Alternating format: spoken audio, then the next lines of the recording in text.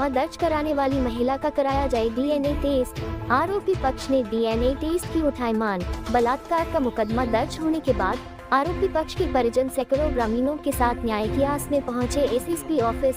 उत्तर प्रदेश के जनपद अलीगढ़ के थाना अकराबाद इलाके के गांव में मुस्लिम समुदाय की महिला द्वारा गांव के ही एक व्यक्ति पर घर में घुसकर तमंचे की नोक पर बलात्कार किए जाने का आरोप लगाते हुए थाने में मुकदमा दर्ज कराया गया था। क्रिमिनल महिला के द्वारा गांव के ही व्यक्ति पर बलात्कार का मुकदमा दर्ज कराए जाने के बाद आरोपी पक्ष के लोग सैकड़ों ग्रामीणों के साथ अपने भाई को बेकसूर बताते हुए न्याय की आस में सोमवार को एसएसपी कार्यालय पहुंचे थे। एसएसपी कार्यालय पहुंचे आरोपी पक्ष के लोगों ने बलात्कार का मुकदमा लगाने वाली महिला का डीएनए टेस्ट कराए जाने की मांग करते हुए पुलिस द्वारा बलात्कार के आरोपी की गिरफ्तारी को लेकर की गई कार्यवाही पर भी सवालिया निशान खड़े किए हैं। इसके साथ ही एसएसपी ने आरोपी पक्ष के परिजनों के प्रार्थना पत्र पर संज्ञान लेते हुए जांच करते हुए कार्रवाई किए जाने का आश्वासन दिया है। तमंचे की नोक पर गांव के ही व्यक्ति पर घर के अंदर घुसकर बलात्कार की शिकार हुई मुस्लिम समुदाय की महिला के द्वारा 25 दिसंबर 2023 को थाने पहुंचकर पुलिस को दी गई तहरीर पर दर्ज कराए गए मुकदमे में आरोप लगाया था कि उसके साथ हुई बलात्कार की वारदात 25 दिसंबर की देर रात करीब 9:30 बजे की है, जब गांव का ही रहने वाला व्यक्ति मुकेश पुत्र नाहर सिंह उसको घर में अकेला देख उसके घर में घुस गया और घर में घुसकर उसके साथ जबरदस्ती करने की कोशिश करते हुए हाथापाई की। इस पर उसने अपने साथ जबरदस्ती करने का विरोध किया तो घर में घुसे मुकेश ने तमंचे की नोक पर जबरन उसके साथ बलात्कार किया। आरोप है कि मुकेश के द्वारा जबरदस्ती बलात्कार करने के बाद धमकी देते हुए उससे कहा कि साली अगर तूने किसी को सुबह बताया तो मैं तेरे मुंह के ऊपर ज्वलनशील तेजाब डालकर तुझे जला दूंगा और तू किसी को फिर मुंह दिखाने लायक नहीं रहेगी। आरोप है कि बलात्कार की ये वारदात इससे पहले भी उसके साथ कई बार कर चुका है। वही मेरा पति बाहर काम करता है। इसी बात का मौका उठाया गया। बलात्कार की शिकार हुई महिला थाने पहुंची और उसके घर में घुसकर तमंचे की नोक पर बलात्कार कर मुंह पर तेजाब डालने की धमकी देने वाले दरिंदे के खिलाफ पुलिस को मुकदमा दर्ज करने के लिए तहरीर दी थी।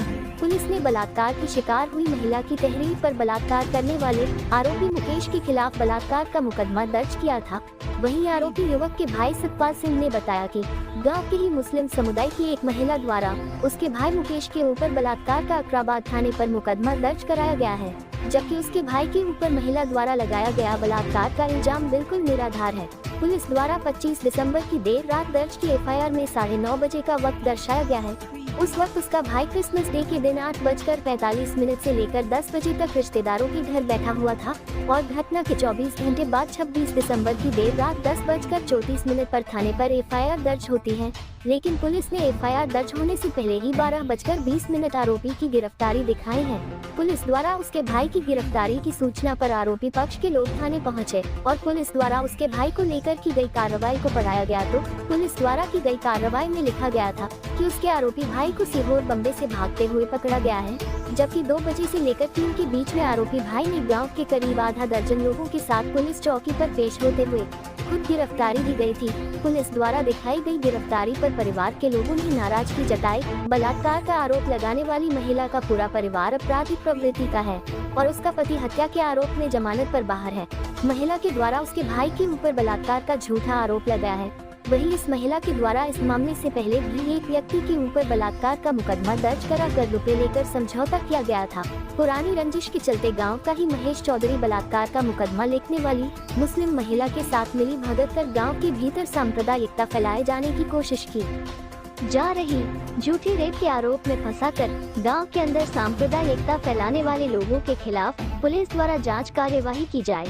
वही आरोपी पक्ष के परिजनों ने उसके भाई पर बलात्कार का आरोप लगाने वाली महिला का डीएनए टेस्ट कराए जाने की भी मांग की है। एसएसपी कार्यालय पर सैकड़ों ग्रामीणों के साथ पहुंचे आरोपी पक्ष के परिजनों के प्रार्थना पत्र पर संज्ञान लेते हुए जांच कराते हुए कार्रवाई की जाने का आश्वासन दिया है। सर आपका जयपाल जी, क्या घटना कह रहा है, किस चीज़ को लेकर आप एसएसपी ऑफिस पे आए?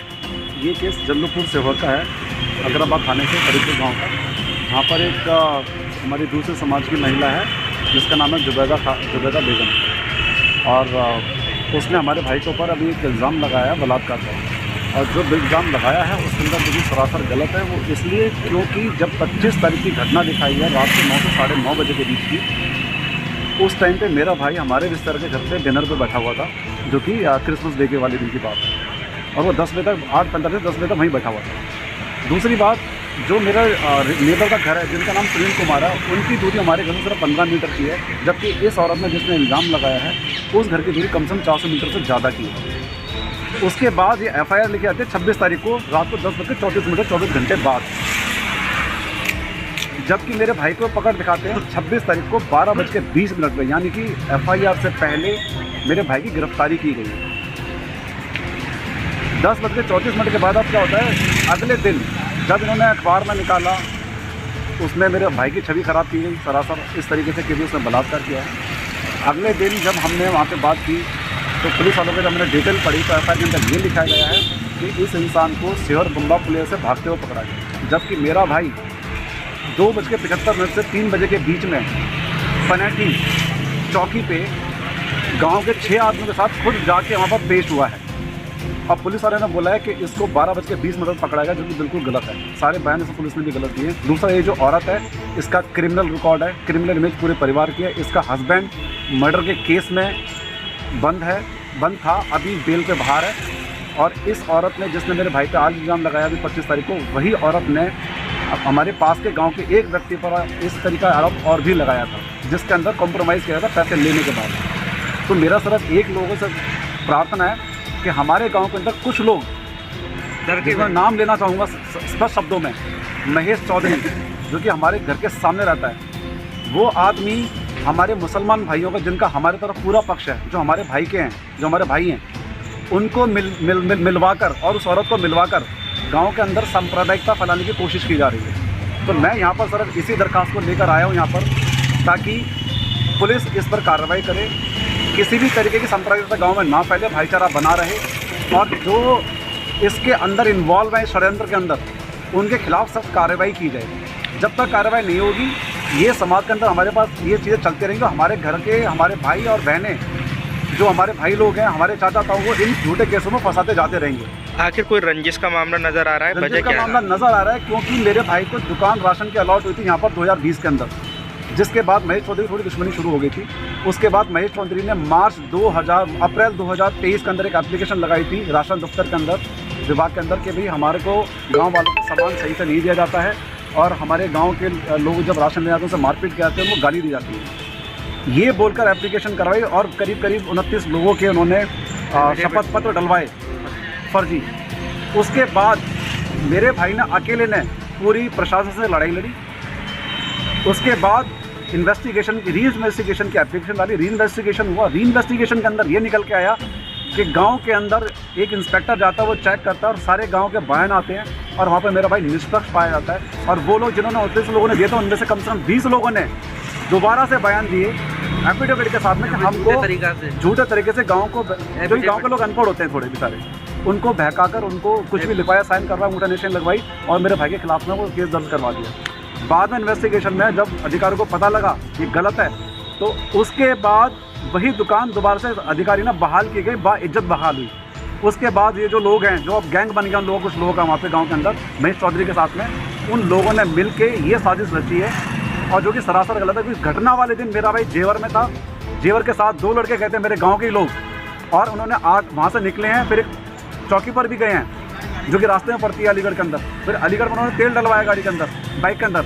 घर पहुंचे हैं वो मेरे ख्याल में 8:45 को उनकी एंट्री हुई गांव के अंदर, उसी टाइम पे ये घटना दिखाई गई है। तो ऐसे कैसे पॉसिबल है? महिला का मेडिकल परीक्षण हुआ था? नहीं, महिला का मेडिकल परीक्षण और रिपोर्ट के बारे में जानकारी भी है नहीं, बट मैं 100% श्योर हूँ इस औरत का DNA टेस्ट करवाया जाए, क्योंकि मैं चाहता हूँ कि निष्पक्ष जानकारी होनी चाहिए इसके ऊपर, सबको पता लगना चाहिए। मेरे परिवार की छवि खराब हुई है इसके अंदर, क्योंकि मेरा भाई पिछले साल प्रधानी के इलेक्शन में भी लड़ा था, जहाँ पर जीत और हार का फासला बहुत कम था।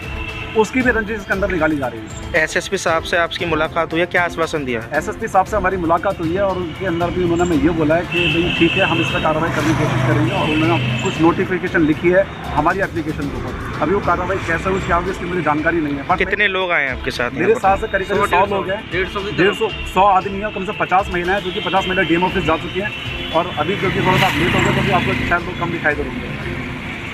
और मैं लास्ट में एक बार बोला चाहूँगा, सबको मेरी तरफ से हार्दिक शुभकामनाएं। नव वर्ष